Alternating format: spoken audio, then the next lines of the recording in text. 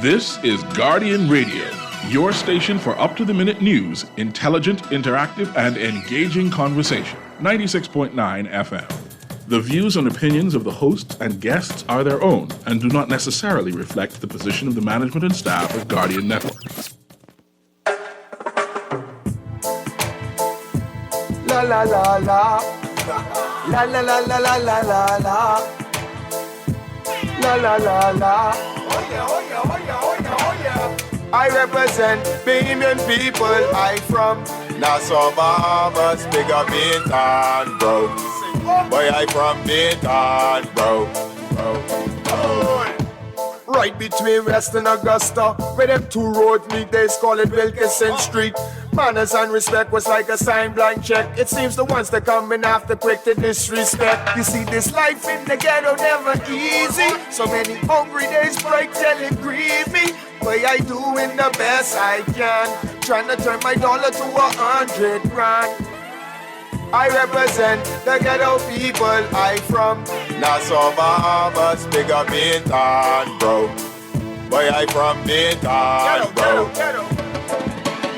Don't take no back talk, no bribe or no joke. If you find fire, you definitely find smoke. Bintan, bro. Boy, I from Bintan, bro. Bintan, I say up and running. Caliban say my show boy don't ever give in. 7 years of farm and watch the crops them coming. True they see a humble thing, the lion sleeping. But they ain't for no reason. Only God that I believe in, living. Watch them only passion for a season. Godless, I gon' weed them. I represent the ghetto people. I from Nassau, Bahamas, big up Bintan, bro. Boy, I from Bintan, bro.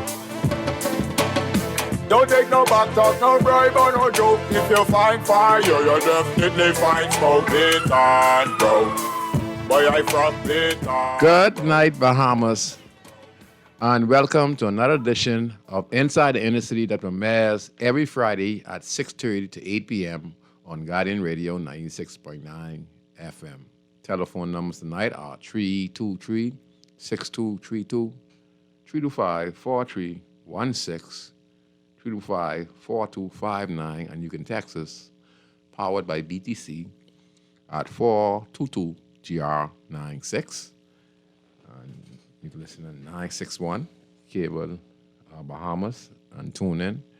I'd like to say to each and every one of you, very, very, very good night. And to all the listeners who I meet along my journey throughout Nassau, New Providence, it's a pleasure meeting each and every one of you.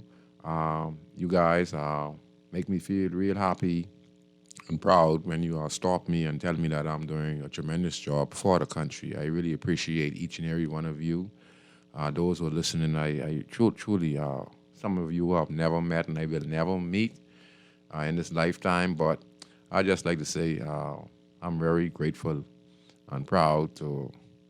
This is my payment. This is the money that I'm getting, out of it, out of being on the radio, expressing the country's need, expressing, the country's problem, giving solutions for many of the country's problem, doing the solutions to the country's problem, and leading as an example. So I'm very pleased and happy to know that so many people out there appreciate me. I appreciate each and every one of you as well. Today's show, my guest was supposed to come in this week, Boppy from Rancho Taylor Street. One family member was supposed to come on the show this week to talk about, the talent, that he portrays in the jungle industry. And one thing I wanted to do is when we was talking the last few weeks about finding solutions for the country's problem and what can we do to change the mindset of the Bahamian youngsters in the country, male and female. And one aspect of it is that we have a variety of different guests that comes to Nassau, New Providence. We were on record pace before we got the travel advisory from the U.S. Government passed on to the U.S. Embassy. And, we see a reduction in passengers coming to Nassau. But we have been able to, I think, negotiate and explain our case to many of the cruise line industry. Now we are starting to pick up again as far as the travel advisory, and in that something was to be learned. What's supposed to be learned is that as long as we continue to put a band-aid on the issue of poverty, I'm not even going to say crime, because poverty is one of the main reasons and number one factor for crime, okay, in the country. And we need to not put a band-aid on it no more. We need to not be relentless in this effort to curb crime in our country. Everyone was very outspoken about the recent January murder spree that we saw. Up to 20-some people, lost their lives, and it was just like, the police couldn't do nothing about it. The country couldn't do nothing about it, even though they were saying these victims were intended targets. Well, they were intended targets, but boy, when these guys went for their targets, they came like they was in military style Afghanistan or Iraq. If you listen to some of how people were shot, you were seeing excessive of 30-some, 40-some shells, etc. Women getting injured and killed in these shooting incidents. So we can't put a band-aid approach to it no more. We have to be continuous and find solutions and continue the solutions that our country face. And one of the things we never looked at as far as unemployment in the country, okay? As far as unemployment in the country, we never look at the fact that we have about roughly, last time I heard, about 7+ million visitors visited the Bahamas either by plane, boat, or cruise ship. And then many of them came on their own private yachts and boats from Florida and Iran, around the world, and came to the Bahamas. That was record pace. So how is it that we live in this country that we call the Bahamas? Now, first of all, I live in Nassau. In case people don't understand, I live in Grandstand, so I'm actually in Nassau, Bahamas, okay? All right? So what I'm trying to figure out is, what is really the tourism industry for? Is it for big industrial companies like McDonald's, Sheraton, Atlantis, the new resort we built on Junkanoo Beach, I just want to know, because all I'm seeing is a lot of taxi drivers, I'm seeing a lot of horse car drivers, horse and carriage drivers. I'm seeing a lot of people working downtown in the stores and stuff like that. I take a look at the scroll market, for instance. Let me give you a prime example for the scroll market, for instance. What we doing one seems to want correct, but we just put the scroll market there, even though it's a new one. First of all, let me say this. I listened the other day, when the president of the Scroll Market Association was talking on the news, and they're talking about how they have to rotate in order for them to have customers. Now, what I find amazing is that, hold on, we have record pace, 7-point-something million visitors come to the shore. The scroll market is right there. Why all these scroll vendors and business owners, of their small businesses, can't be open at the same time? So I'm saying to myself, even though we have record pace 7-point-something million visitors that comes to our shores every week,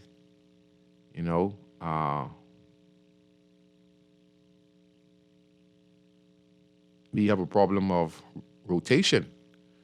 So, and then again, we look at the aspect of the kids, who leaving school every year.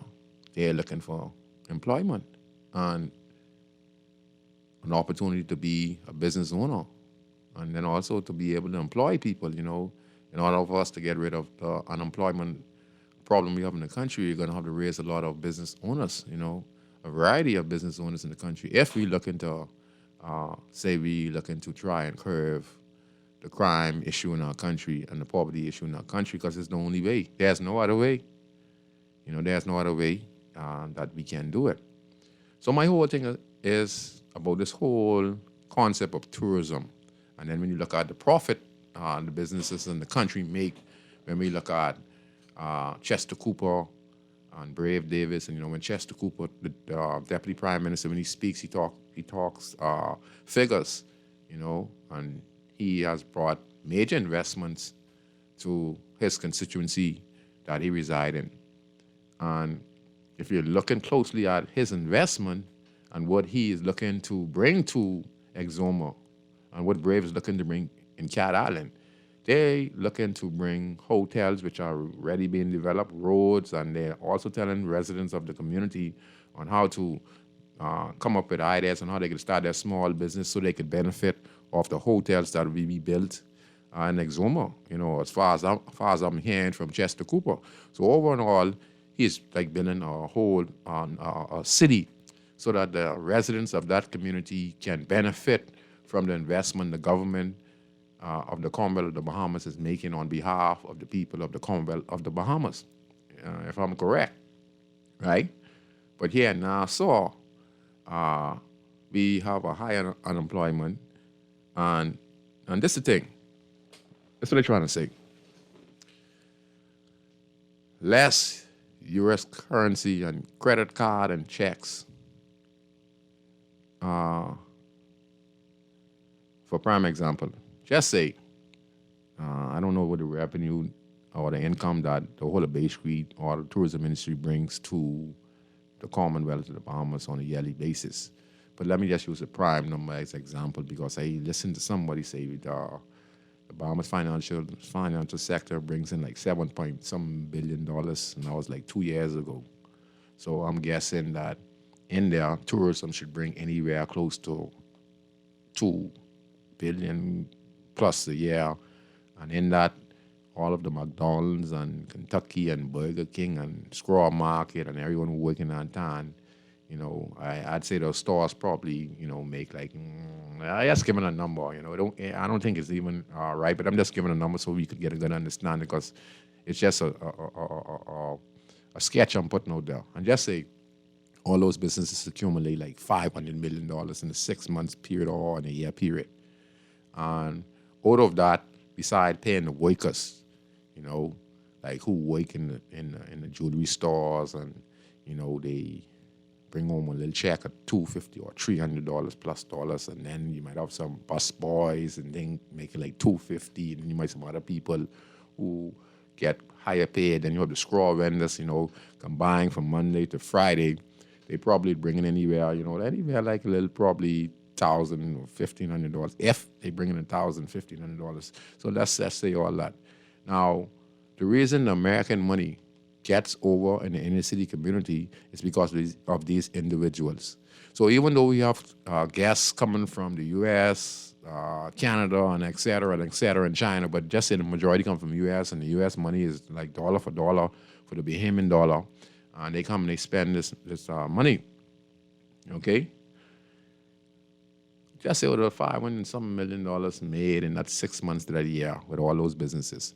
And how I look at when we go in the stores, in the Chinese or to the local convenience store, the local bars, there's never no American currency in their cash registers.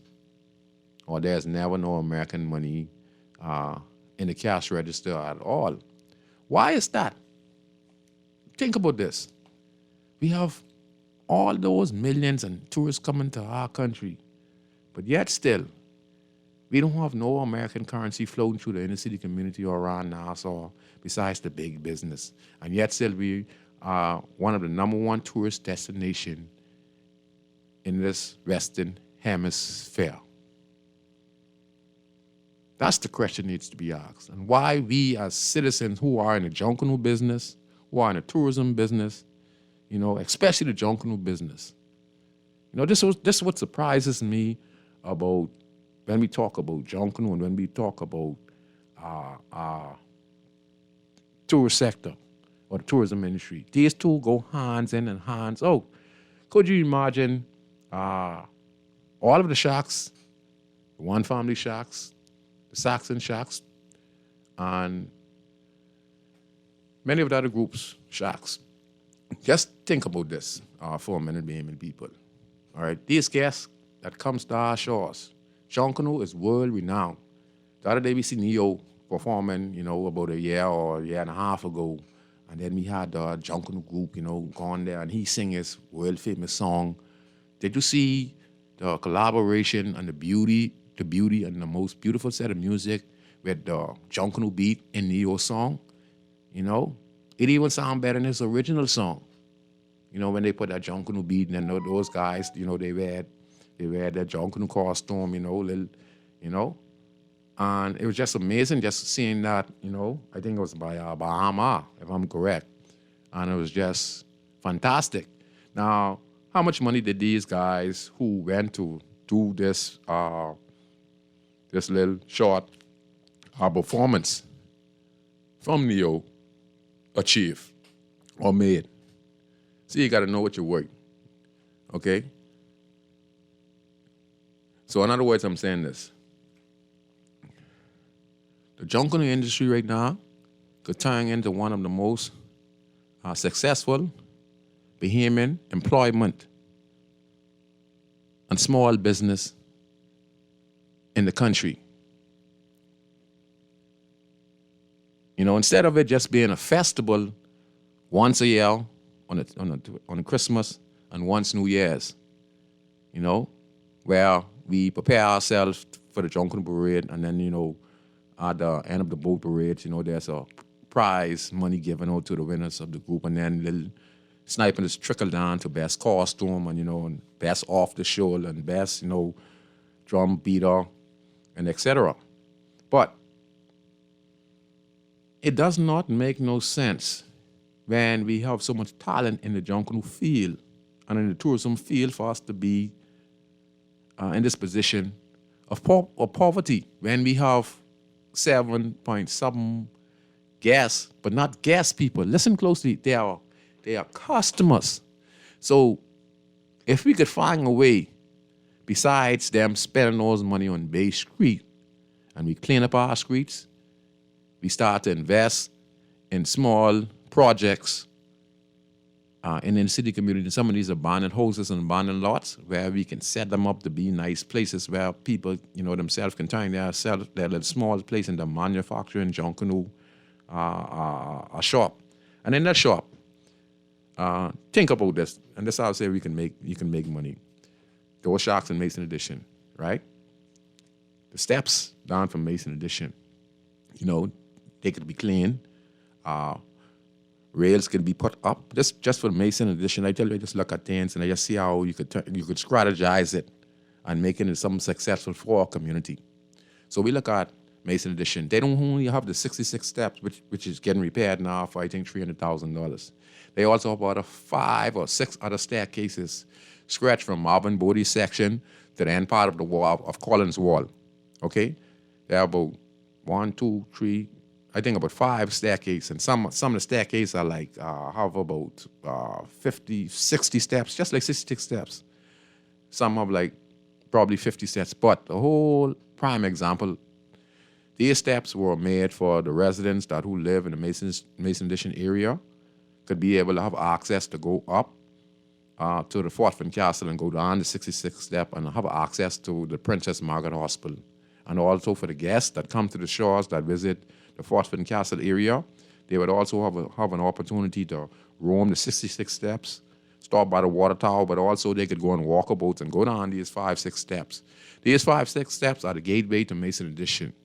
And into Mason Edition, we have the world-renowned, 2-time world champ Saxon superstars. I forgot to congratulate them. I said one family, but I'm a Junkanoo on the whole. I forgot to congratulate the Saxon superstars on a successful New Year's and Christmas Day championship win, which is very outstanding. And as a Bahamian, I appreciate the fact that, you can't win everything. And if the group perform at a high level, they deserve to win. And in fact, I feel that I'm a Junkanua. It doesn't matter that I'm a one family or a Saxon or whatever. I am a Junkanua all over. I love Junkanua. I just like one family. I like the Saxon. I like the Wally. I like the Roots. I even like the pigs. I used to like the pigs when the independent come down and he shaking the cowbells, and he dancing up and down because it was all part of entertainment. Makes you laugh, makes you proud, and say this one beautiful, and stuff like that. So I'm a Junkanua. So I want to congratulate the Shell Superstars for an excellent performance out big. Yeah, and in their community, and in there, like I'm saying to you, that's an access point. If we were to clean the sides of the steps, just think about this. We just clean the sides of those steps coming from Mason Addition. We clean those yards and stuff like that where they're facing. And then, we have a Junkanoo shack, that will be able to let the tourists come inside and see what they're building for that year. Okay? And then and give them some information, because you'd have tour guides bringing them down to these particular spots. Okay? Then you would have guys, you build a training center that teaches guys how to pace. And they already know how to pace, but the next generation. Because when these guests come in the community, you're going to have to be creative. Just say you go to the Chinese, right? And you buy 5 white T-shirts. Okay? So, 10 white T-shirts, they cost about $5. Now, you get your Junkanoo material. And, you say, what?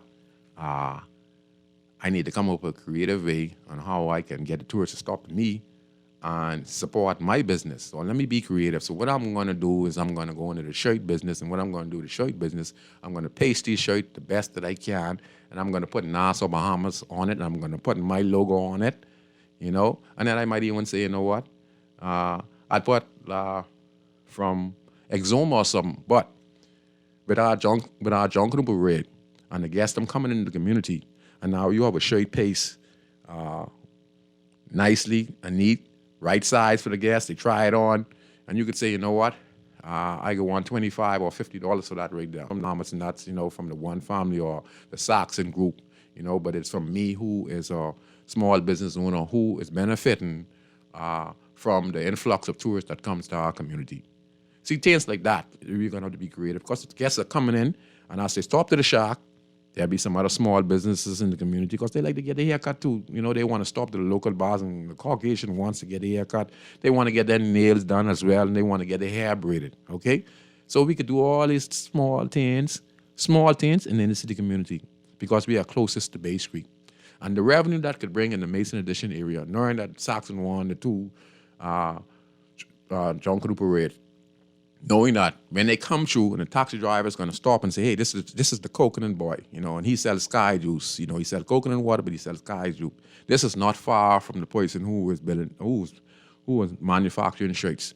Then down the road, you could have someone who go to wood carving school, who's doing wood carving, and they take up a trade, and they're wood carvers, and they're doing their stuff. So you would have a variety of stops for the tourists to stop and spend a few American dollars.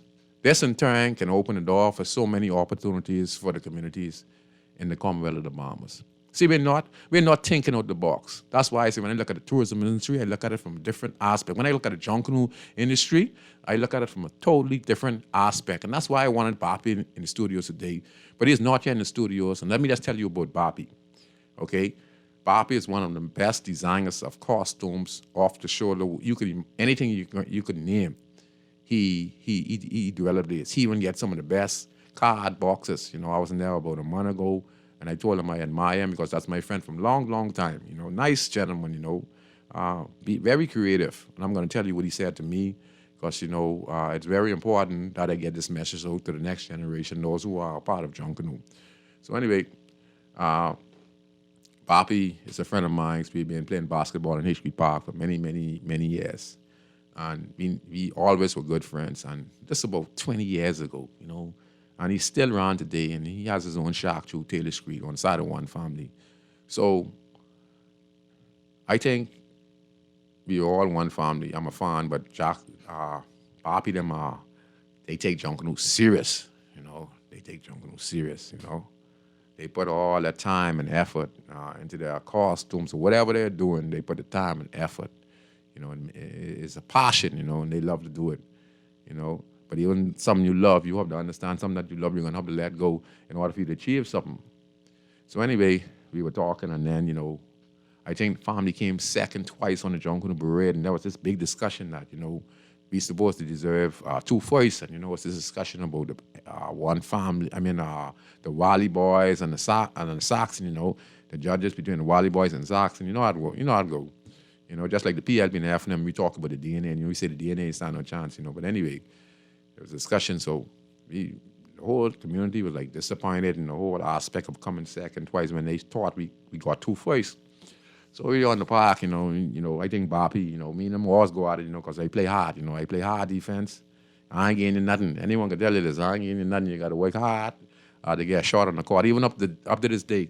You know, I still beating the young boys. They ain't beat me in 6 months. My first game, me and my team of players of Hammer and Sharker and TJ and my little cousin BJ, we been beating up the young boys. They young too, but I'm the oldest guy on the team.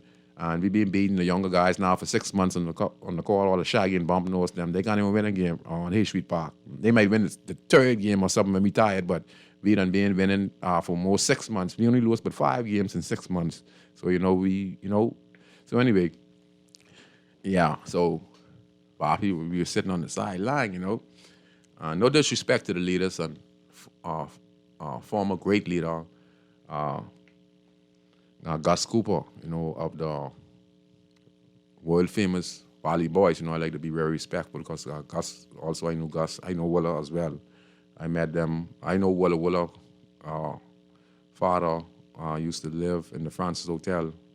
I know his sister Diana Francis and all that stuff because they were my neighbors and etc. Through Lewis Street. And then Willa went off into Mason Edition. So no disrespect to the leaders, you know. I'm just saying this to encourage others to be creative. You know, when you listen to Willa Francis and he talk about Junkanoo, you know, he talk about how they got started and how other people get him to be the leader of the Shell Saxon Superstars. In that course of being the leader, he was able to accumulate great wealth by using his talent. Now listen to me, by using his talent. Now, you gotta understand, we go into something, you have to manifest yourself and find a creative way to get yourself out of poverty. So there's nothing wrong that the leaders of these organizations did, all right? But it's something that should be duplicated for many of the members of the Junkanoo groups in order for them to be able to have a good living as well. Besides Junkanoo being what you call our culture. You know, it's also a money-making business too, because there's millions and millions making off of Junkanoo. So don't fall for that. All you guys who are part of these Junkanoo groups, don't fall for that. There's many millions to be made. There's many thousands to be made, and there's many hundreds to be made because you guys could go on expos. Y'all could do your own. Y'all could apply to the cruise ship industry and, you know, get 10 guys, 20 guys, you know, and say that we like to perform, you know, as a group name. You know, y'all got to be well organized. You know, you got to show them, say, you know, what we're going to do, what we're going to present, you know, and you're a part of the one family, but this is your private part-time. Because, you know, Junkanoo is only in December and January. So you could use the identity as a lead drummer of the one family group to go and do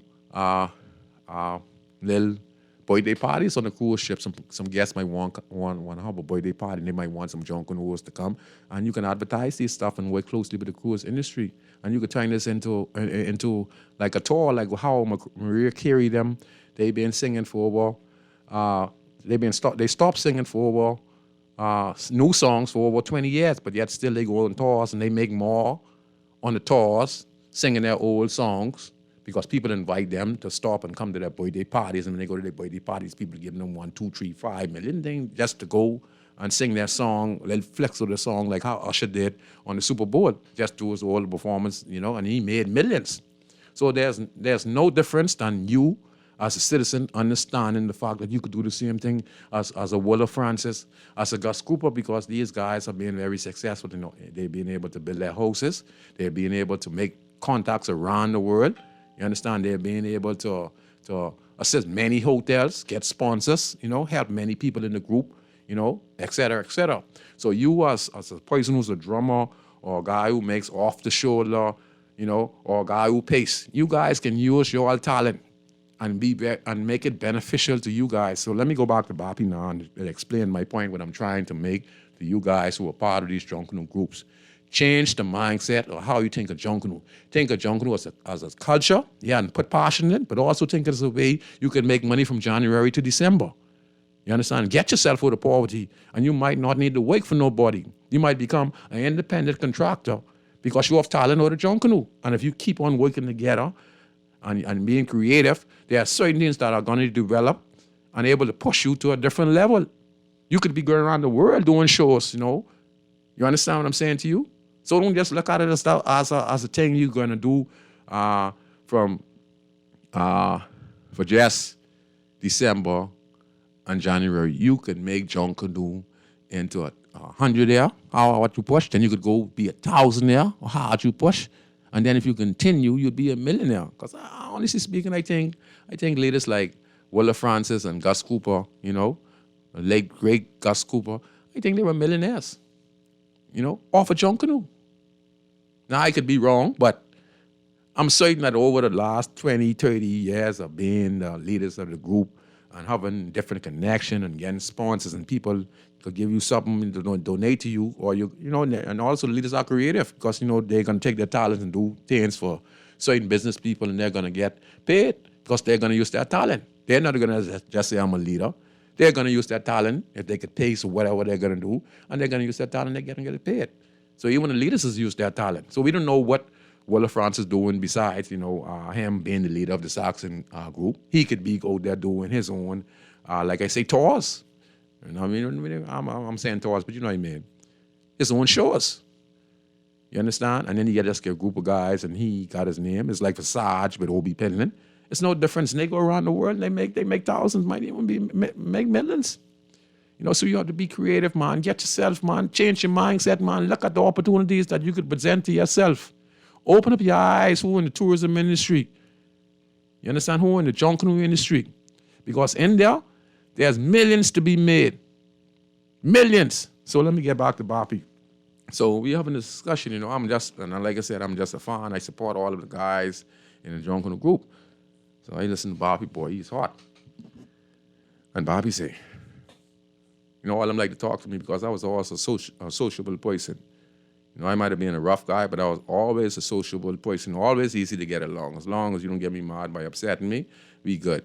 And guys like Bapi, they never ever upset me whatsoever because they were my friends, and they never even think about ever having a quarrel with them because they ain't that type. They just kind and open-hearted persons who you want to be around, you know, and they're always positive with everything they say or they mouth, you know.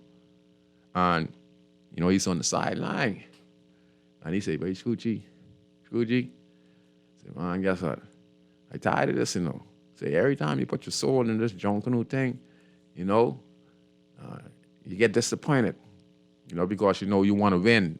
You want to win every year. When you're in this Junkanoo thing, in this Junkanoo group, you want to win every year because you put everything in it, and you're trash talking, you know. You're trash talking while you're trash talking, you know, the one family, and they back and forth. So when you lose, you know, it's a lot of back talking to one another. So it's kind of, you know, just like the NBA, you pull it for teams. So, you know, they take it to heart, you know, and then sometimes they feel that they lose because the judges and, you know, it's political and et cetera, et cetera, et cetera, et cetera. So he look at me and he said, boy, listen, my Scoochie, boy, I tired, boy. I say, tired, man. I just ain't making no sense to me, man. I need to look at this from a different aspect, you know. And you know what he say? He think about it, you know, say, I'm going to turn myself into manufacturing, you know.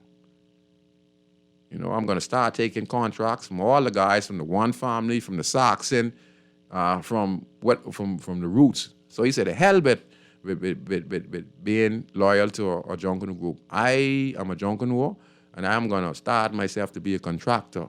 So anyone who wants anything off the shoulder or whatever built, I could be able to take this contract. And, you know, we played ball for 1 or 2 more years, and in there he was doing that, and in that journey, this young man was actually building his junk canoe, manufacturing business on the side of the one family shop. Okay, imagine that. Okay, he said and did what he said he was going to do. And this other air, he just looked at it from the perspective of him having his talent, because he's one of the best pacers and stuff like that. And he's very creative, and you need to go look at his manufacturing shop is on Taylor Street, on the end of Taylor Street, and you need to see his work. It's amazing, just amazing. Now he takes contracts. Now he's getting contracts from Atlantis and building this for them and building that for them. And he got the latest and lightest card box. And you need to see how creative he is, And he puts his heart and mind and soul in it. And then he have his family, his son, and then some of his friends and guys who he's training, and they working in that little small section. But it's a big section. And this is what you can create in the inner city community for wide opportunities and for wide ownership of business. And in that small space right there, you could see all the positive people that comes there from all around the Junkanoo sector that goes to Papi, from one family, from the Saxon, from the Roots, and from this and that, and he is selling this and he is selling that. And you need to see, and I know deep down, I don't want to talk about his finances, but I'm guarantee you that Papi don't have to worry about nothing no more in his life, because the way how he ran about it, starting from zero, just taking a chance and using his talent, he was able to make himself become a business owner in the inner city community when it was just nothing. And he just found his spot. He said what he was going to do. So why many of you out there who in the Junkanoo field, you can't do the same thing? You can do the same thing. You could look at your community and you know what? You say, let me start to clean up my community. Okay? Let me see how I could build one little, and work with a couple of the people in the area and see how we can get the taxi drivers to stop through the community. But first you're going to have to clean them, and first you're going to have a commitment. And we are closest to Bay Creek. There's no reason we should have high unemployment and a high crime rate when we're the closest to Bay Street, and I live in Nassau.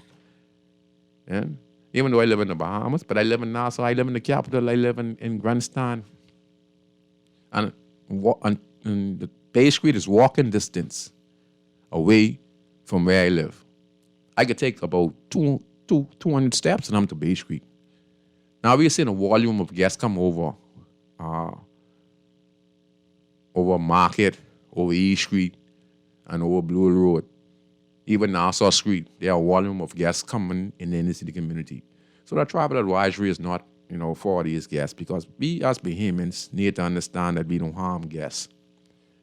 All right? And a prime example where I say we don't harm guests. Last week I was on the show, and not knowing to me, I was talking about an incident that I really didn't do no research on, but based on previous incidents concerning those who come from America, and their catchphrase, like what they like to do is scam and try to press charges against companies and individuals when they come to the Bahamas.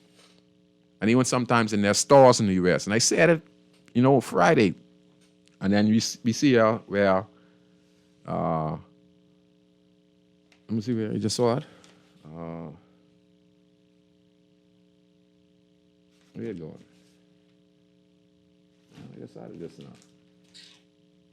Oh, the alleged victim started a GoFundMe to raise $10,000, who was accusing some gentleman in Freeport of rape. And I said it before anyone said it, that many of the guests that come to the Bahamas come here to have sex with Bahamian male and female, because they think the Bahamas is a relaxation place, and to them, this is their vacation. And to them, we are slaves. So, and they admire us because, we are black. And the video is circulating and shows you that those ladies told a lie. You know, that was voluntary. They did that off their own. They came here to, hanky-panky. And then you see they go start, in the newspaper, they say they want to go start a GoFundMe. And then when you look at the evidence, they say the police even give them the rape kit. And then when you listen, you see his film with the Bahamian guy, piling on Lamone said, okay? And then it was all a lie. Then we had an incident before that where we had this gentleman in the hotel, and he was in the hotel room, and then, the lady accused him of sexual assault. He ended up getting fired. Someone in his family passed away. I don't know if his mom passed away or his father passed away at the time. And because, he's in between lockup and whatever the situation is, so they told him, say, if he get charged, go and plead guilty, and then, et cetera, et cetera, et cetera. And then the man was innocent. You understand? The man was innocent. You understand? So it's not a thing for us to really be assaulting our visitors that come to our show. And in cases it happened, but it's not even 1% for us to even be concerned about, but it's still not even close, even if not even 1%, it's still something to be concerned about. But the mentality of Bahamian people is not to harm guests that comes to our show. We all know and respect our guests that comes to our show because we all know the consequences, what would happen to any individual that harms a guest. We know the penalty. We know the police are going to be looking for us, because we mess with visitors that come to our show, and they're going to be, hot looking for you. So you don't want to mess with that. And most Bahamians don't know how to really interact with the guests in the first place. Most Bahamian people are shy when they see visitors come to our shows, because I bring many guests from all around the country in the inner city community of Grand Start, which is one of the most violent areas in the country at that particular time. And I let them talk to some of the guys in the community. Some of the guys in the community who were hardened criminals, they didn't even know what to say to the tourists. They didn't even want to talk to the tourists. I had to build up a conversation for them to have with the guests that came in the community. You understand? And then when the conversation progressed, you see they start to ask a lot of questions. Where you live in, and they start to ask questions, what you do in the Bahamas, and they ask, so then it ended up well. So we're not that type. We're not that type. A lot of people want to brand us that type because of the high crime level against blacks in the country, means black on black in the country. So the tourists can come in the inner city community. And that's what bugs me about Bahamian people. Sometimes I'd be walking, right? And they coming over the hill. And some tourists would be coming over. And Bahamian people would stop in the car. Well, where you going? Where y'all going? Child, don't go over there. Child, don't go over there. Y'all don't know where you're going, eh? Huh? Don't go, they can rob and they can kill you. Why y'all people want to do that? Why y'all want, what wrong with y'all people? Y'all stupid or something? Or y'all head ain't good? Look at the numbers, the number proof this. The 7.7 million visitors that comes to our shore. If we don't have 1% of crime against them, then why are you saying us to be Bahamian? And you see the tourists coming and walking over and coming over, right? Why are you stopping your own blessing? Why are you saying to them, don't come over the hill because we could do what to them? We ain't gonna do nothing to them. Nothing. And who you see in the Bahamas could stand around and allow an ex-Bahamian to hurt a tourist in this country? So you're trying to tell me now, if a tourist is walking down East Street right down East Street right now, and someone decided to yuck his place, I can guarantee you, decided to yuck that tourist place or try to yuck a camera, they might be successful in yucking that camera. But I'm going to tell you this now. They don't care where they go in that community, they would be hunted down by those community residents who see that person. They would follow him. They'd follow him to every shortcut they go to. People would be pointing, he going this way. What'd he do? What? No. I know this because I've seen it myself over and over and over and over. People get irate if you come and you bother with any guest that comes in any city community, in any community that you go in. Watch what happen to you then. You go yuck one of that person in any city community. Go yuck it. Or go try, say something insulting to a guest who walk in anywhere in this inner city community. You try it. Since you say, it's dangerous over there. Bahamians will attack the tourist that comes in any city community at all costs. And I'd bet my life on it. I would bet my life on it because I know us as the Bahamian people. You go yuck their place, or you go try rape one of them, or try do something like that, and let anyone see you who get common sense, or a group of people, or a group of young man, or a group of old man, or a group of people, woman and man, and they seeing you harass tourists in the road in Nassau, New Providence. Yeah, your ass is grass. You'll get one cut ass, excuse my language. I have to say it like that, you'll get one cut ass of this world. All right? Because we don't live like that. It's no difference than you sexually assaulting a young girl in the community. You try that right in our community. Try assault and rape in Lewis Street, Hay Street, and Taylor Street. Try it. You try it. We have morals, and we look after one another children in that community.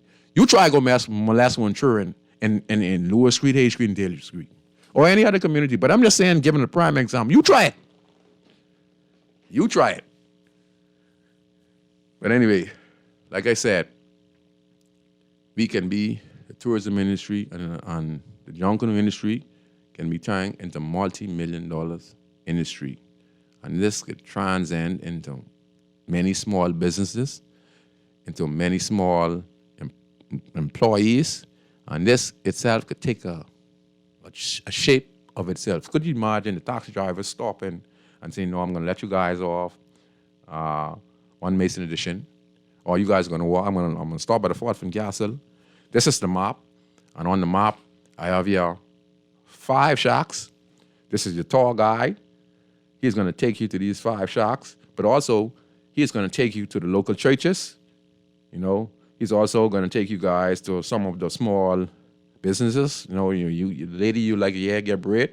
Well, we get a store around the corner where we have 4 or 5 young ladies who have their own section that does hair.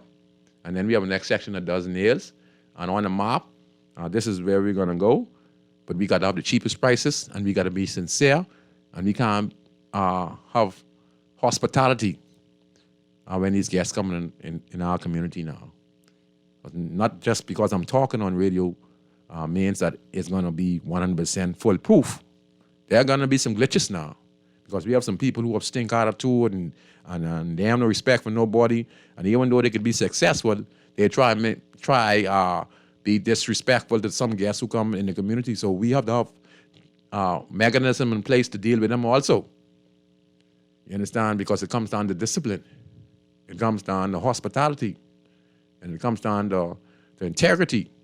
You know, we can't overprice them.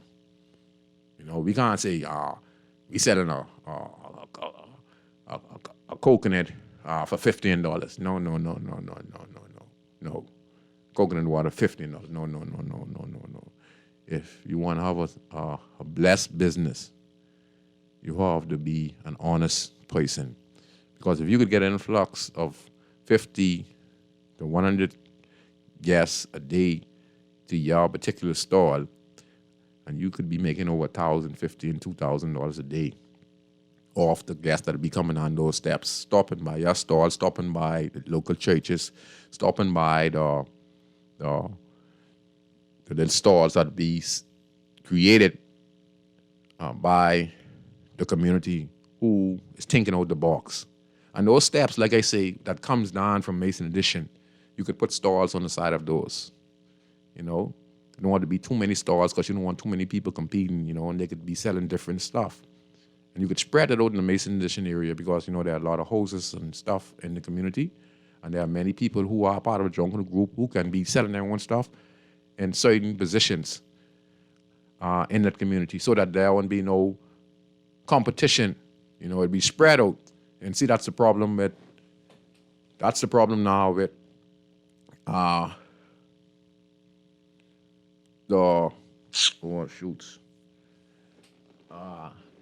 with the straw market. When they're saying they're rotating, and I'm wondering why they're rotating and why they can't be all open at the same time. And what I'm getting is that, you know, tourists comes in, but everyone's selling the same thing. You know, so since everyone's selling the same thing, the tourists are seeing the same thing, then, you know, they'd just be stopping the random stalls, and because everything looks alike. So that's why I say even when I look at the scrawl market and I look at all the vendors, then this is no disrespect to the vendors. I think it's too cooped up. I think there are too many vendors in one spot, and they're selling the same authentic stuff, and the tourists, they spending, but they ain't spending the way they supposed to spend. Honestly, that's how I look at Bay Street. I walk it. So I say, there are plazas here. So I say some vendors could be this way. I see some plazas, going up by Roads and Park. There's a specific spot that we have Antonio Roberts' world famous sculptures there. And then there's like a whole walkway with steps that leads to Government House. So places like that, I say, could be creative where you could put some stalls there as well. So a lot of those vendors who are in the scroll market, they could be spaced out on Bay Street, through some of the arcades and plazas, where they have a variety of tourists walking through, so there won't be no stiff competition. Everyone's selling the same thing in that particular spot. So even though the scroll markets then is very beneficial, but I don't like the fact that, they're rotating just to make sure that everyone eats, So spread out Bay Street. Spread out Bay Street and put some bathrooms down Bay Street. Bay Street did a bathroom section all around, so I don't know how the government's going to do that. I think that's going to be very expensive.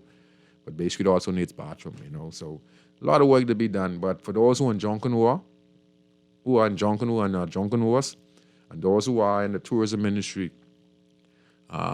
you combine the tourism industry with Junkanoo, and there could be so many small businesses develop in this country, and there could be so many young females and males who can change their lives around by having an honest living with an influx of 7.7 million visitors that come to our shores. And I guarantee you that instead of all the money living down Bay Street, if we could start to get American money in the hands of Bahamian people that comes directly off the cruise ship, and we could get them to start to come over in volumes and stop and have attractions where we could stop.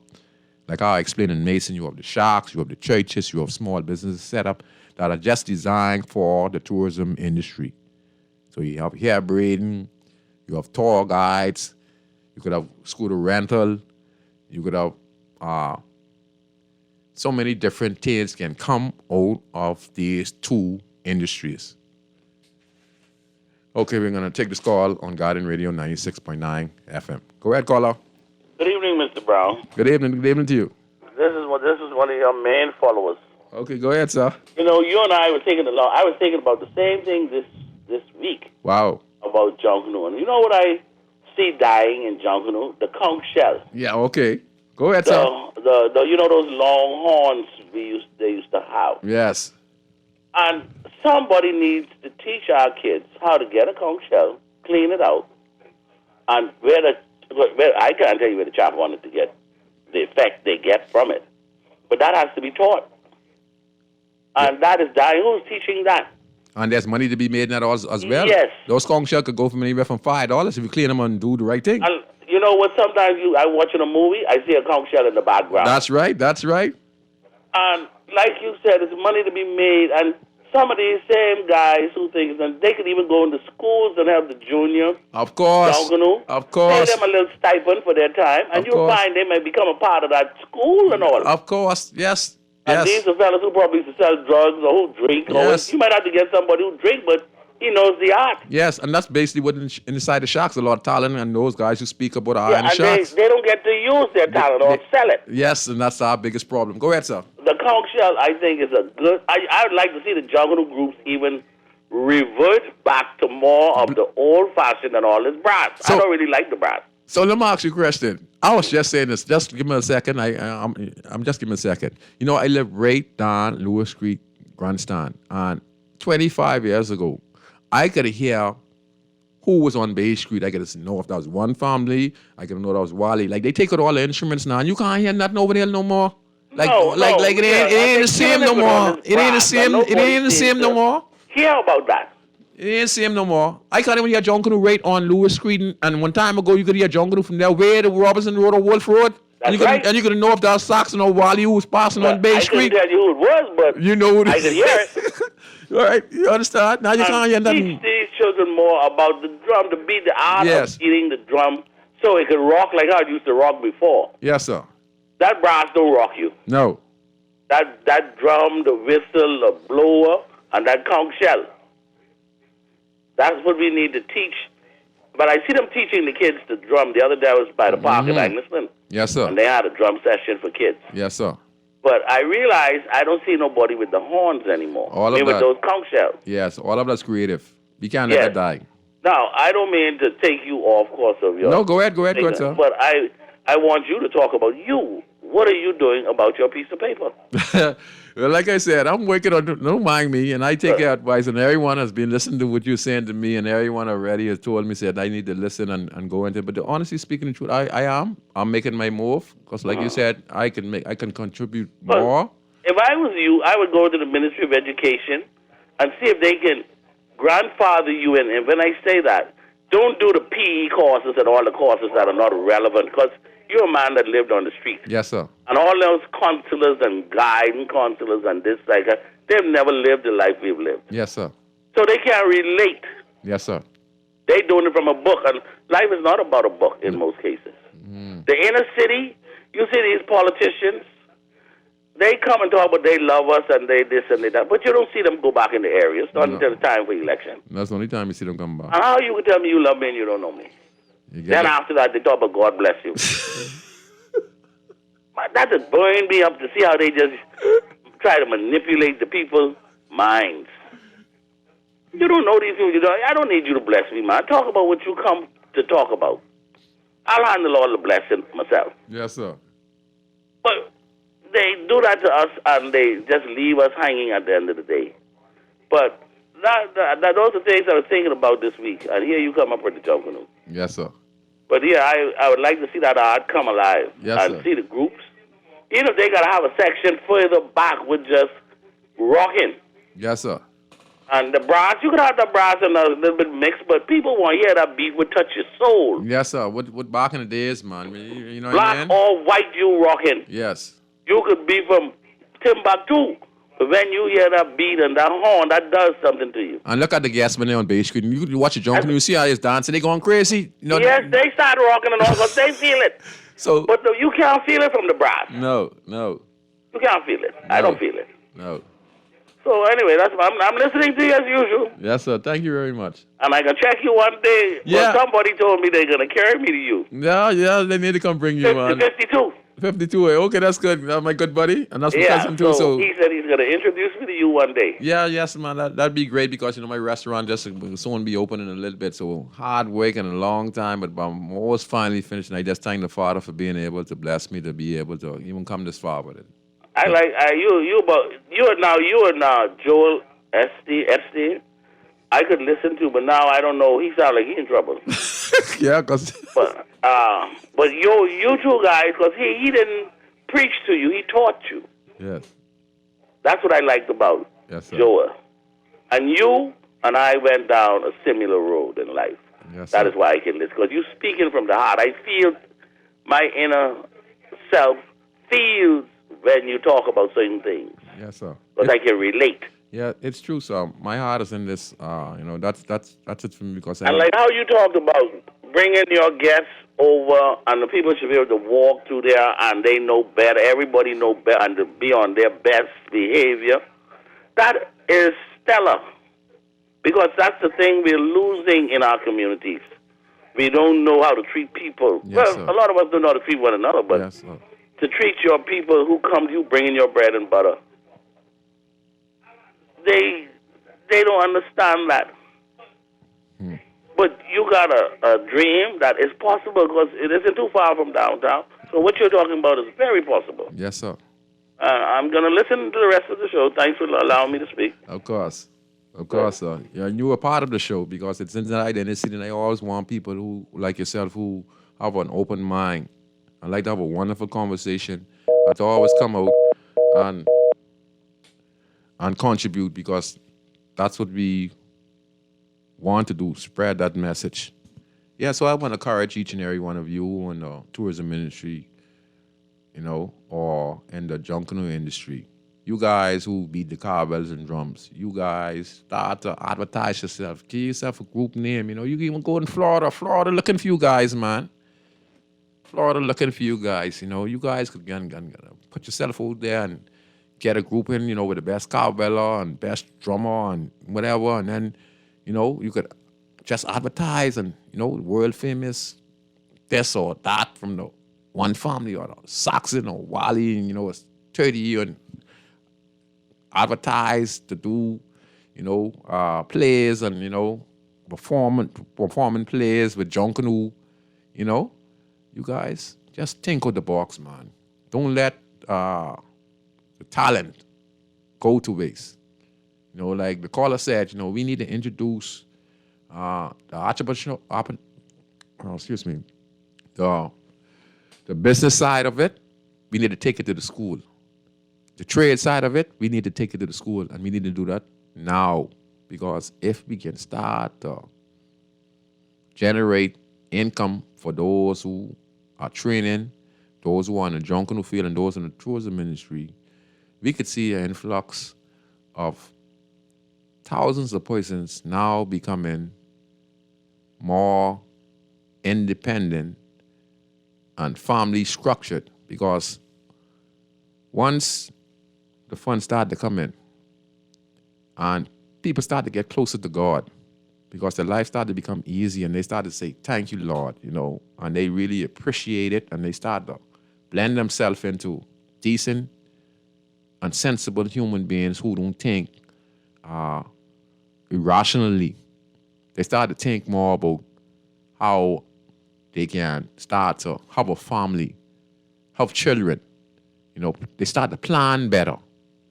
And this is an opportunity we have in the Commonwealth of the Bahamas, because we have the industry, we have the tourism industry, we have the world-renowned Junkanoo, and the world-renowned groups, Saxon, Wally, Roots, and all of these are world-renowned.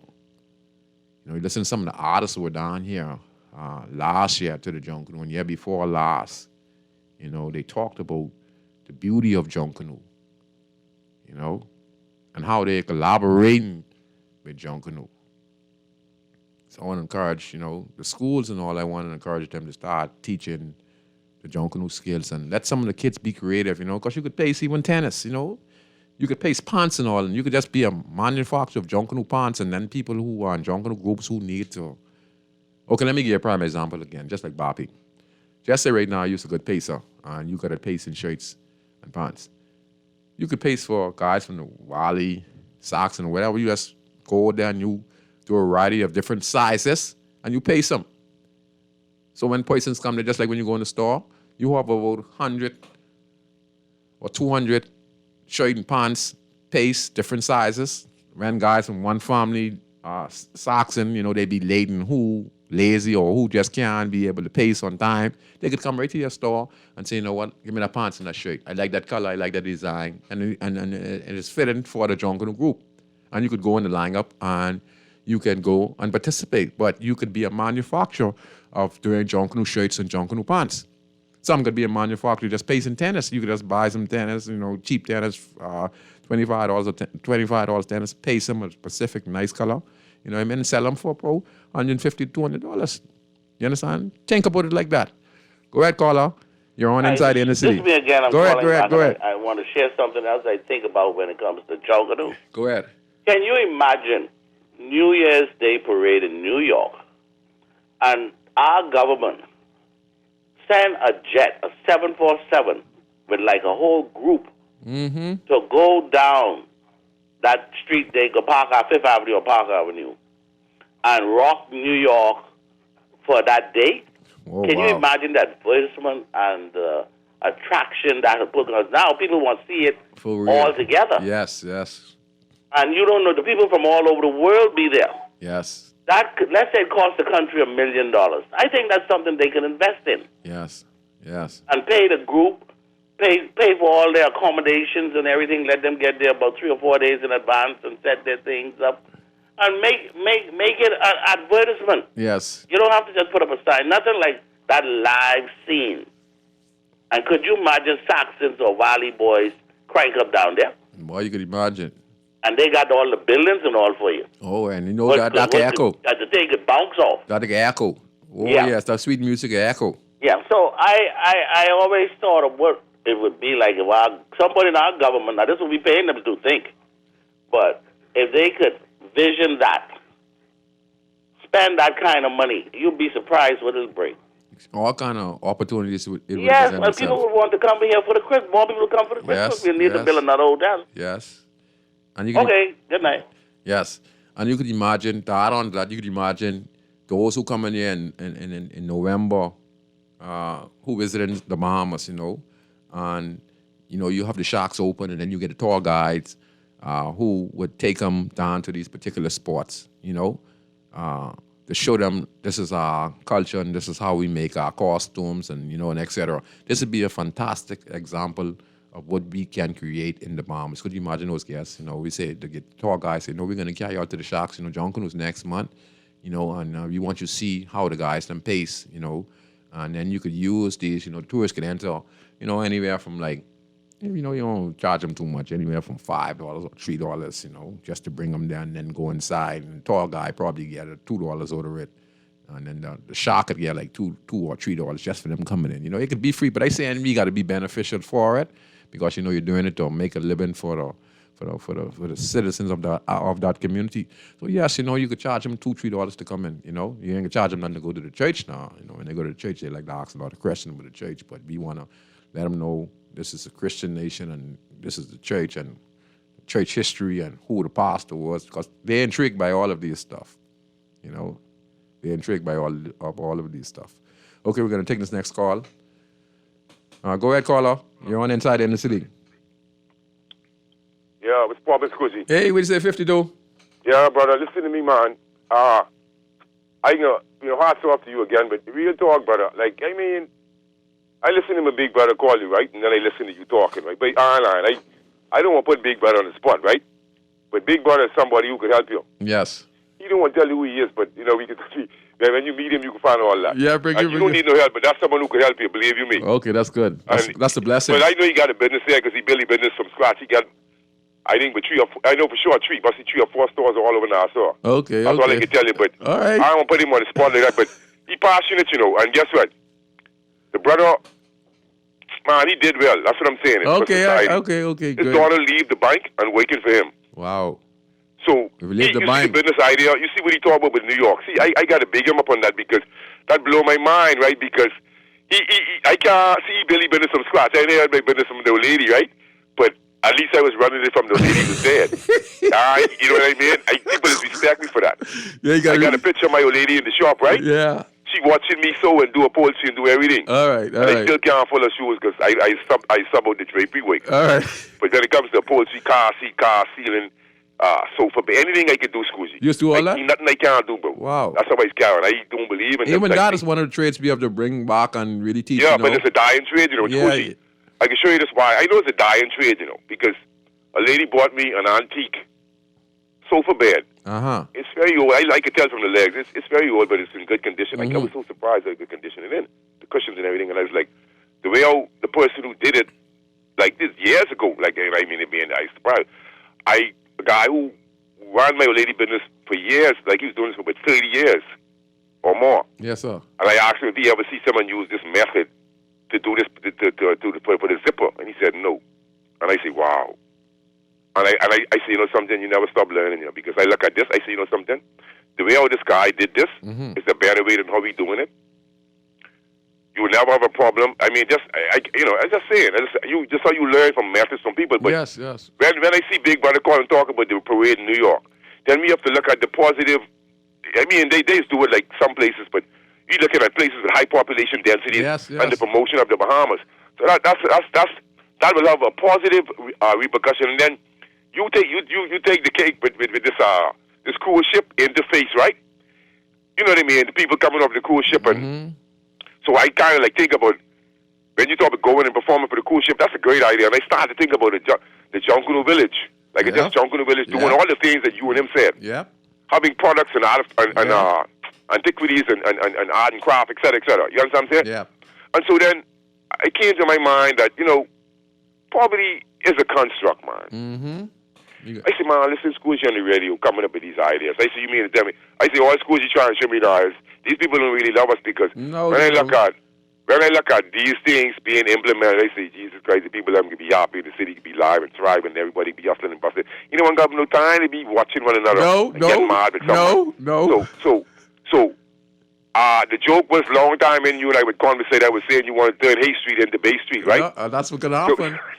That's going to happen. So when I say it, Scrooge, and I look at it, I think we got to name a park after you because we Uncle George, they got George Brown Park, our cousin, that's our cousin.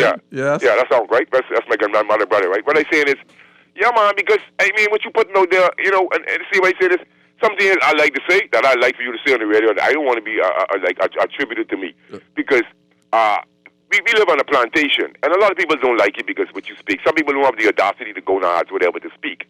So they are living a pathetic, snobbish, reclusive, just selfish existence. You know, it's about me, and that's what they're saying with me. But that didn't pan out.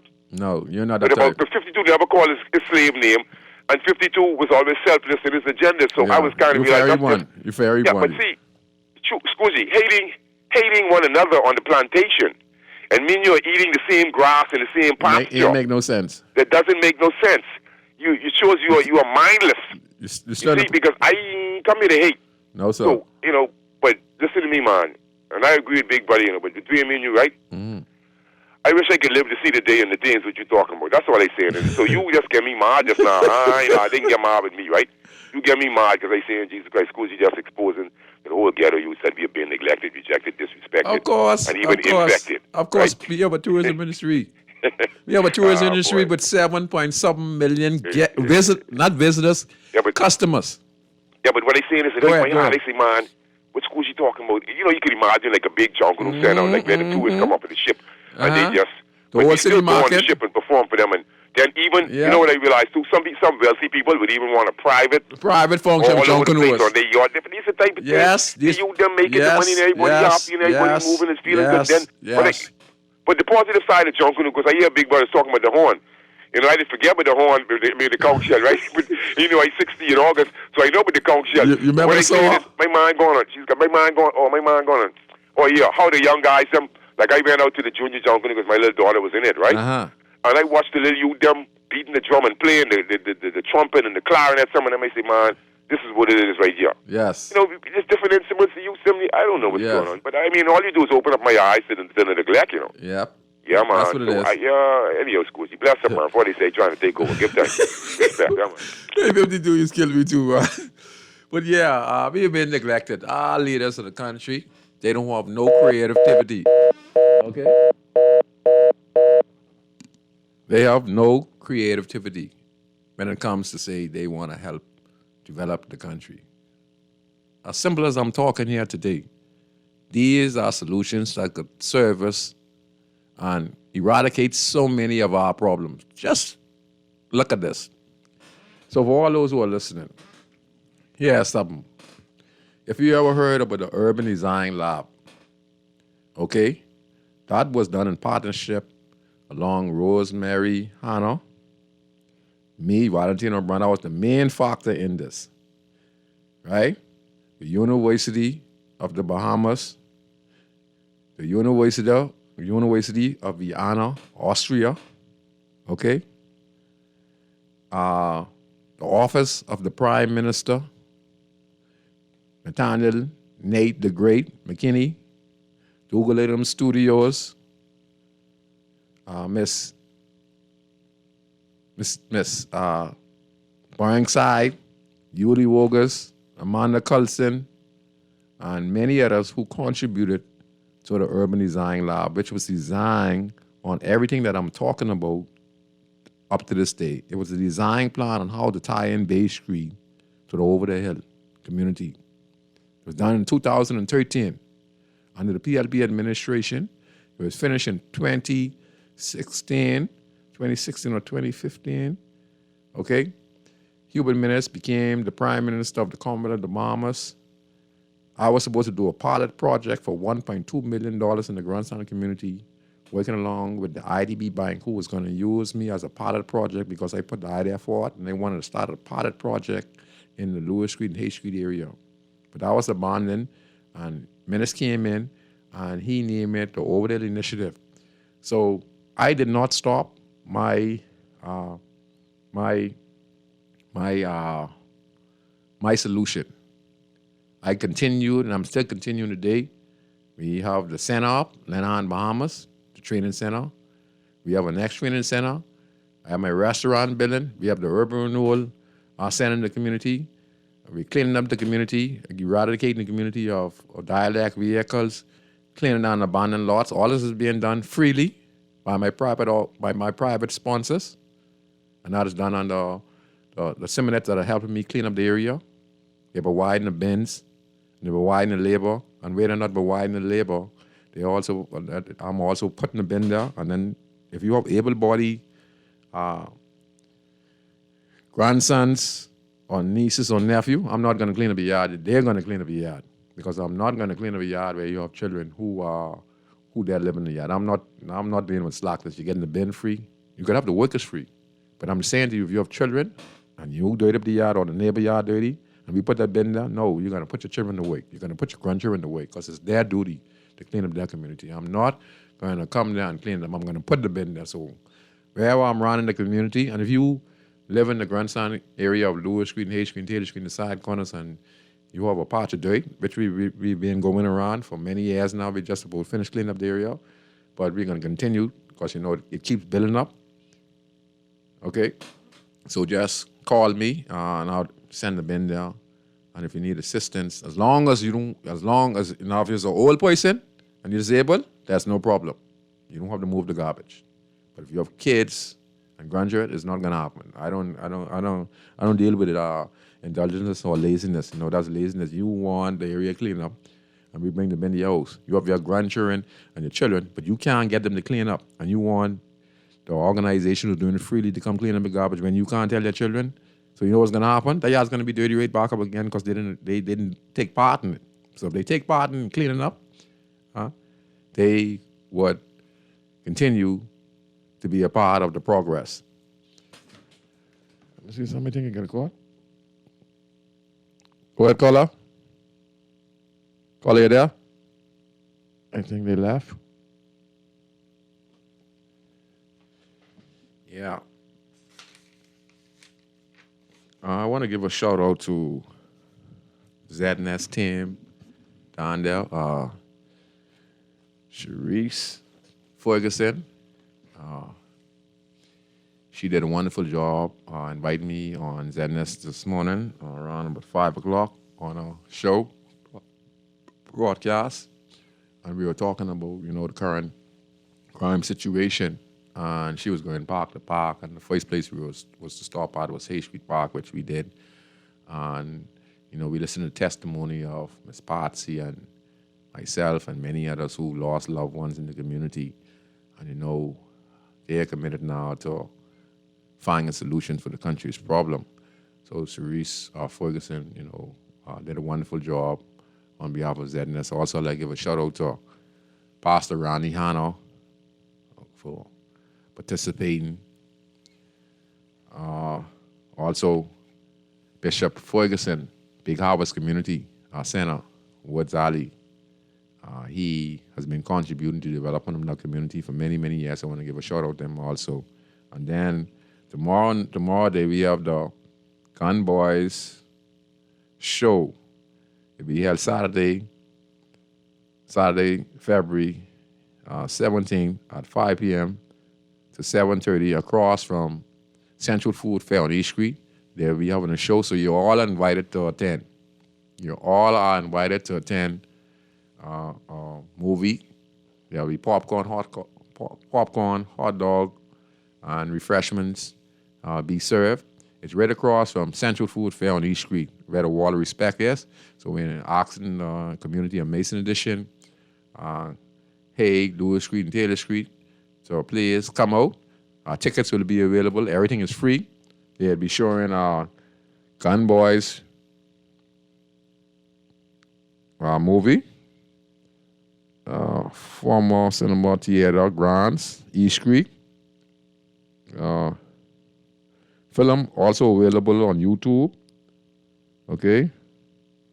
Supporters are Lenahan, Bahamas, East Street Gospel Chapel Church, transforming spaces, cinema screens, and by Pop-Up Cinema Bahamas. So I guess Pop-Up Cinema Bahamas is doing this movie. It talks about the gang life. So all those who want to come out for 2-3 hours, you can come out to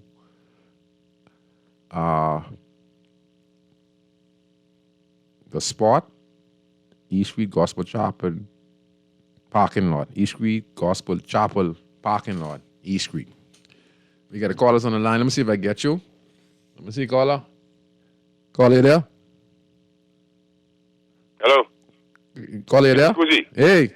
Yeah, I was calling you. Well, I just calling you back because in the future I want you to do a show on, the inner city, the psyche of the youth stuff, like how you paint you portray the real picture. Okay. The social ecosystem, like what people just go to. Okay. And we have to let like how when you live in the inner city, you can't be too mean, right? You got to show some love, right? You got to show love. That's how you can make it. Yeah. So just paint like so people really know the day-to-day life. But what I forget to tell you was, that the lady who was on this morning on Aaron Green show, Rasta Maryland, Strayani, right? What's that? Rasta Maryland. Okay. She was on with another lady. That's Strayani, you see? All right. That was great? Yeah, I just thought I'd tell you that me and her was in grade 6 together in school, you see? Okay. Yeah, bless her. I just saying, but that's how far we go back. So when people think you know someone, they think you know him from, I know him from he was a little boy. You understand? Great. Yeah, bless up. Yes, okay. And Rasta Kingdom could tell you some stories. Give okay, thanks. okay. On, Respect us. Go ahead, caller. You still there? Caller, you there? No? We can take this next call. Go ahead, caller. You still there? Okay, I guess they left. Okay, yeah. So, like I said, we have the tourism industry, we have the jungle industry, and we are not benefiting. We had leaders, both Gus Cooper, late great Gus Cooper, Willa Francis. They have been very successful of the jungle industry. And there are many others who are part of the jungle group who have gone on to be very successful.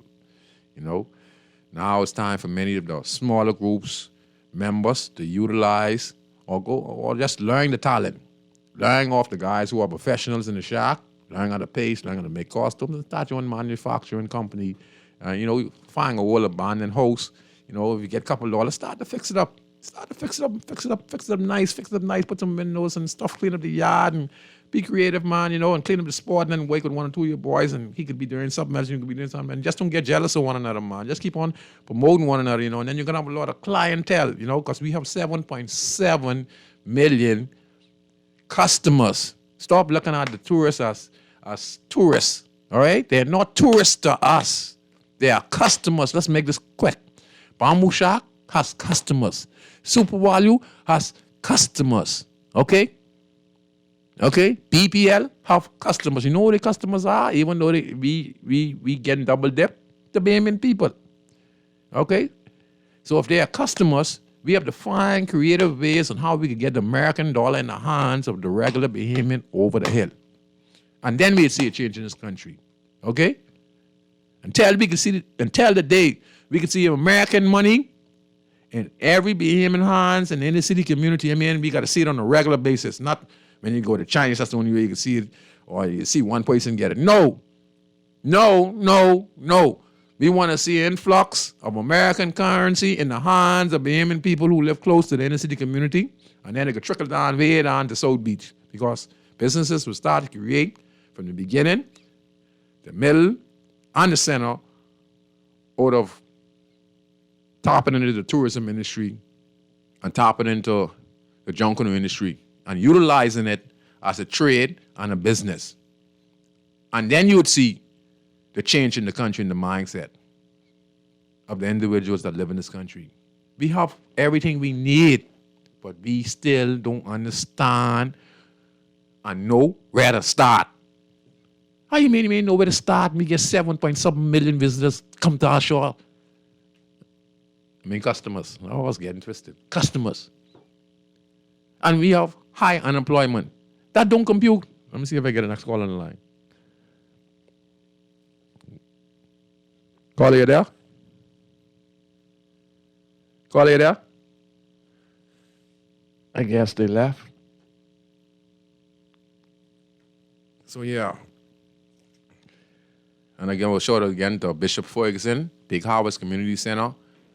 He is doing a tremendous job in the Grandstand area, especially Woods Alley. I appreciate him and his endorsed to partnership and continue to do his community work for the community. Also give a shout out to Pastor Hugh Roll of Salem Union Baptist Church, Pastor Ari Cooper, Mission Baptist Church, Miss Gibson, Fellowship of Christ, Comfort Street, East Street Gospel Chapel Church. I want to give a shout out to them also.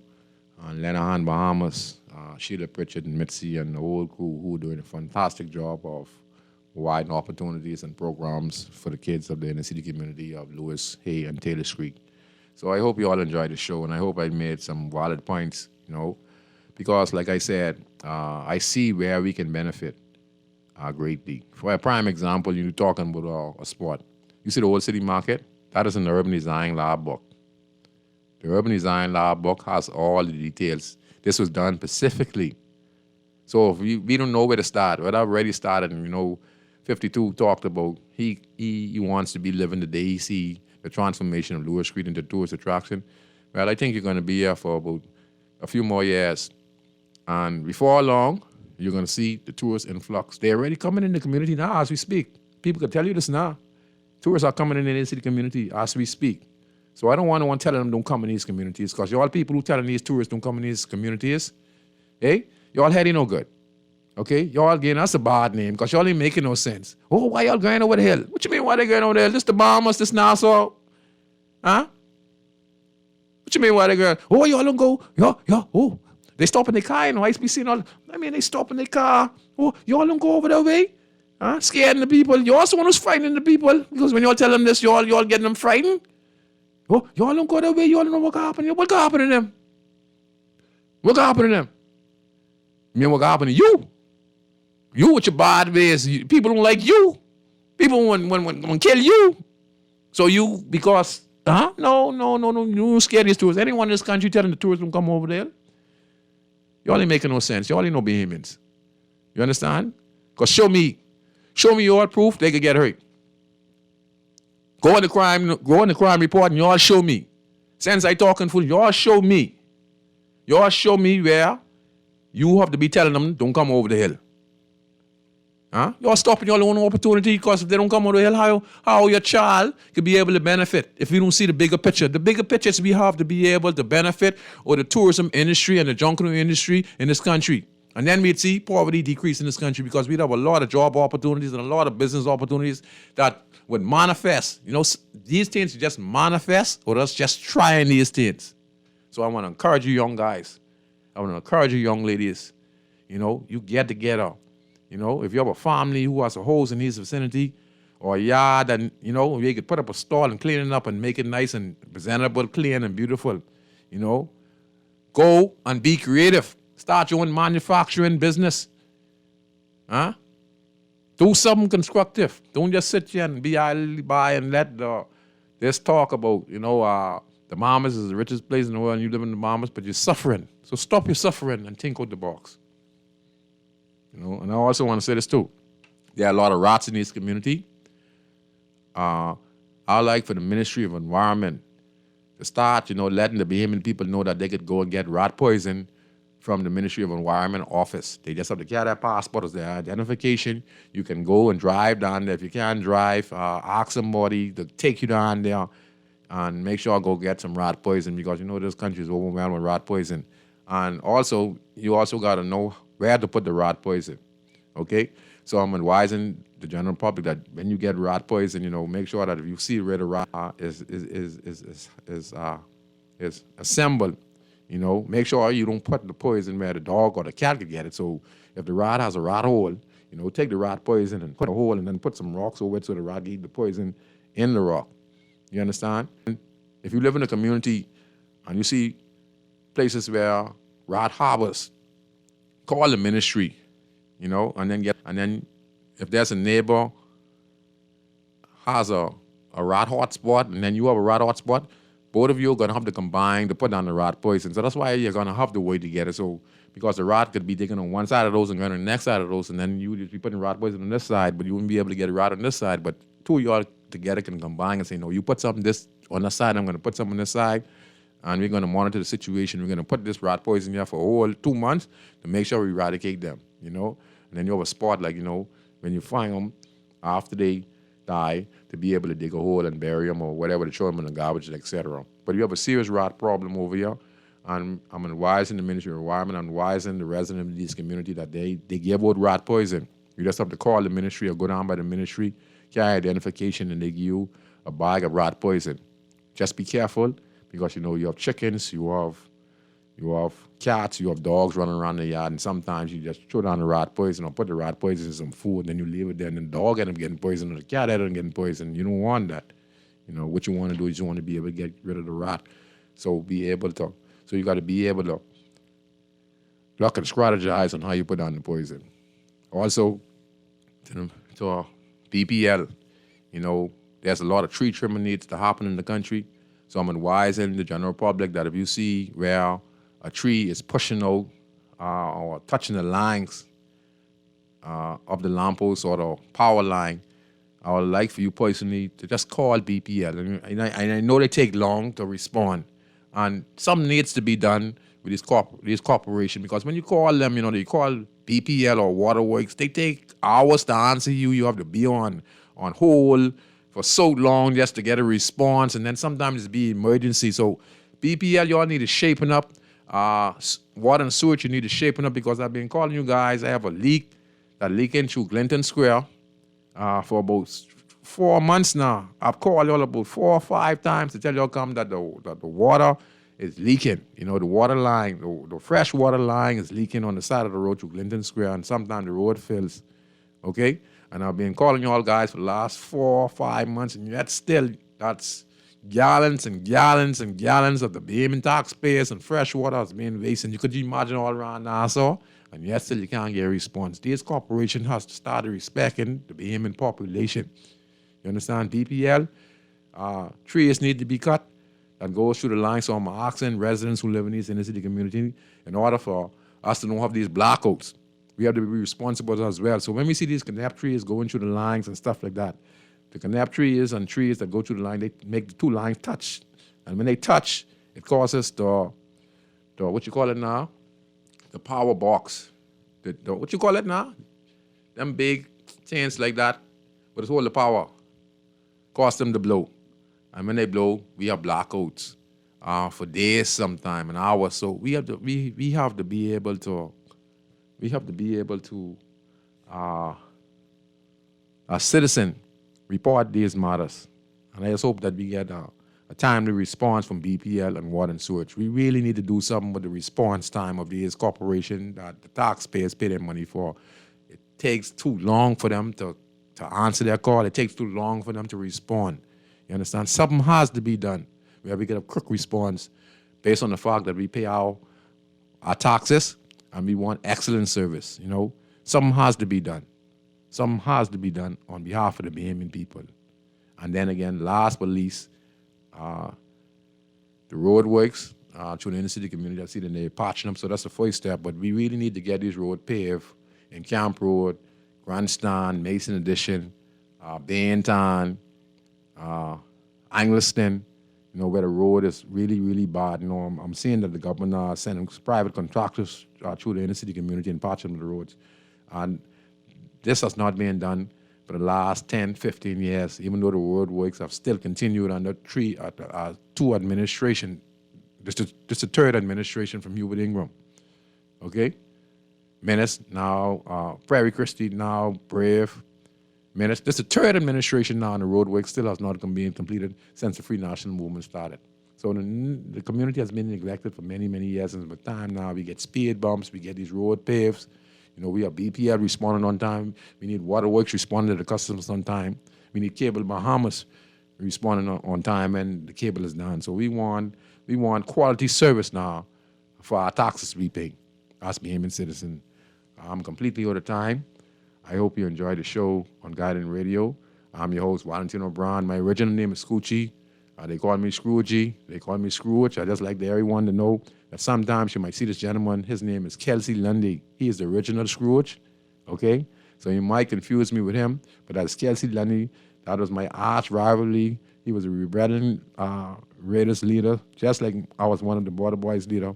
But we are good friends now, okay? So sometimes when people say Scrooge, you know, like I said, a European gave me that name Scrooge because he heard my background with the three ghosts and how I was when I was younger in my early age. And he said, I changed my life. So he said, that remind me of Scrooge. So I was called that. But my name is actually, nickname is actually Scoochie or Scroogey. All right? And I have many other nicknames like Governor and MP, and like what Chucky has called me and stuff like that, you know. And I just like to say to each and every one of you, I really appreciate each and every one of you.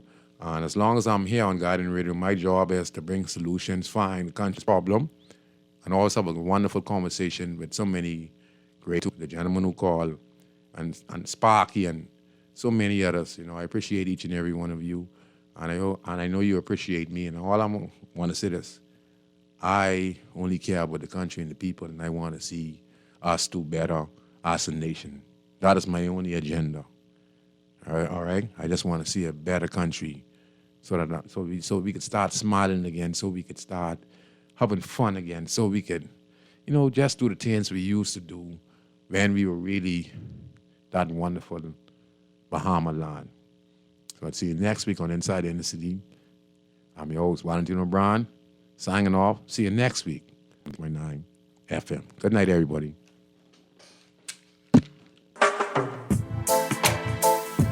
La la la la, la la la la la la la la, la la la la. Oh yeah, oh yeah, oh yeah, oh yeah, oh yeah. I represent Bahamian people. I'm from Nassau, Bahamas, big up Bintan, bro. Boy, I from Bintan, bro. Right between West and Augusta.